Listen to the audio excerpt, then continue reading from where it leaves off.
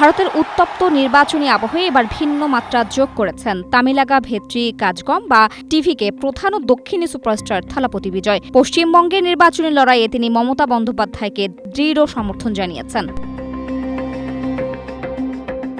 ইতিমধ্যে তার একটি ভিডিও সামাজিক যোগাযোগ মাধ্যমে ছড়িয়ে পড়েছে। ভিডিওতে বিজয়কে বলতে শোনা যায়, মমতাই তার লড়াইয়ের অনুপ্রেরণা। নির্বাচন কমিশনের বিরুদ্ধে পশ্চিমবঙ্গ মুখ্যমন্ত্রীর অবস্থানকে সমর্থন করে এই সুপারস্টার বলেন, মমতার অন্যায়ের বিরুদ্ধে দাঁড়ানোর এই সাহস তামিলনাড়ুর জন্য অনুপ্রেরণা। এর আগে নরেন্দ্র মোদীর দল বিজেপিকে আদর্শগত শত্রু বলে আখ্যায়িত করেছিলেন বিজয়। স্ট্রবেরি সুপার ডটেড ও ক্লাসিক ভ্যারিয়েন্ট সেন্সেশন জাগুক শিহরণ।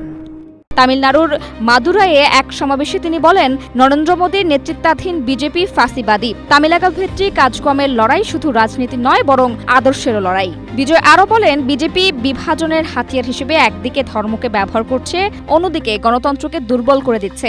এজন্য বিজেপি তার দলের আদর্শগত শত্রু। মাদুরাইয়ের মঞ্চে দাঁড়িয়ে এই সুপারস্টার দৃঢ়ভাবে ঘোষণা দেন, মোদীর বিরুদ্ধে তিনি নীরব দর্শক হয়ে থাকবেন না, ফ্যাসিবাদী বিজেপির বিরুদ্ধে অবশ্যই রুখে দাঁড়াবেন।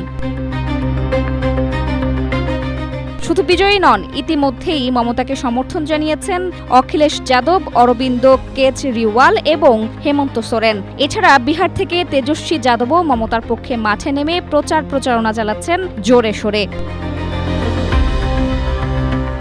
এই অবস্থায় প্রধানমন্ত্রী নরেন্দ্র মোদী ও স্বরাষ্ট্রমন্ত্রী অমিত শাহের এক হাত নিয়েছেন মমতা বন্দ্যোপাধ্যায়। এই দুই কেন্দ্রীয় নেতাকে উদ্দেশ্য করে তিনি বলেন, চালাকি আর ভেলকিবাজি আর চলবে না।